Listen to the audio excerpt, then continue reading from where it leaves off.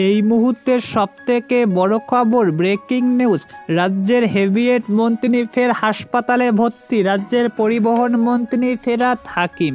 ভিডিওটি শেষ পর্যন্ত দেখুন। চ্যানেলে নতুন হলে সাবস্ক্রাইব করুন, পাশে থাকা বোতামটি বাজিয়ে দিন। রাজ্যের হেভিওয়েট মন্ত্রী ফের অসুস্থ। কলকাতার মেয়র ফেরাত হাকিম মঙ্গলবার তড়িঘড়ি তাকে কলকাতার বেসরকারি হাসপাতালে ভর্তি করানো হয়েছে, এমনটাই সূত্রের খবর।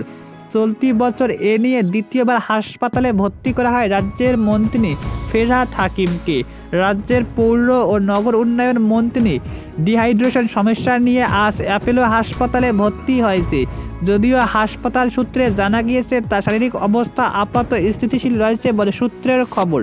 উল্লেখযোগ্য, এর আগে জানুয়ারি মাসে কোমরে ব্যথা নিয়ে হাসপাতালে ভর্তি হয়েছে কলকাতার মেয়র ফেরহাদ হাকিম। তবে সেই সময় অল্প দিনের মধ্যে সুস্থ হয়ে আবার কাজে যোগদান করেন রাজ্যের মন্ত্রী ফেরহাদ হাকিম।